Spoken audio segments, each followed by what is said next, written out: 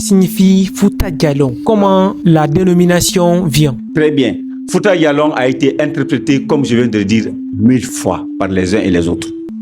Mais moi, je me suis toujours agrippé aux faits concrets, aux faits réels. Les Soussous, dans leur langue, ils cherchent l'origine des mots. Chez les Soussous, quand vous êtes réunis comme ça, on dit Nyebun Tenene. Il y a quelqu'un qui dit Kamakiri, ça veut dire je demande la parole. Ça veut dire au nom de la loi, au nom des règles. Ça veut dire qui a tressé quelqu'un sous l'eau. Dans la langue Soussou, Tenene veut dire tresser. Quand on dit Mfouta, le veut dire rosse. Mfouta, le veut dire rosse. Mfouta, ça veut dire, quelle qu'en soit la petitesse de ton village, de ton lieu natal, c'est plus grand que toi. Ou quelle qu'en soit la petitesse de ta maman, elle est plus grande que toi. Donc, Fouta, sur les Soussous, sur les Djalonka, ça veut dire ma patrie, lieu de naissance.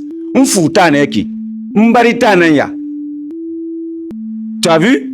Donc, Mfouta Djalon, la terre de Djalonké. Maintenant, les Djalonké qui sont dispersés, ils sont allés vers les Kédougou. Ils sont allés, effectivement, après que se sont séparés de ces montagnes, donc aux besoins de plusieurs autres choses, migration, ils sont restés avec les Torobé. On appelle là-bas aussi Fouta Toro, de Fouta des Torobé, la terre des Torobé. Donc quand on dit Fouta Massina, ça veut dire la terre des Massinanké. Mais les gens ont manipulé ça, on dit que Fouta veut dire Peul. Mais c'est des exercices purement indépendants d'opinion. Mais Fouta, Tamita, Kaleta, Kunsuta, ça c'est du Soussou. Ça c'est du Djalonka. Le ta là, c'est du Djalonka.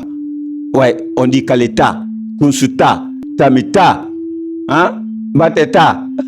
Ça c'est du Soussou. Donc nous, dans notre langue originale, le mot Fouta existe.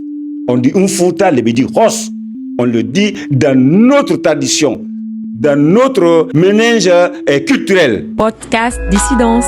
Je suis dans le podcast Dissidence. Je suis dans le podcast Dissidence. Je suis dans le podcast Dissidence. Podcast Dissidence.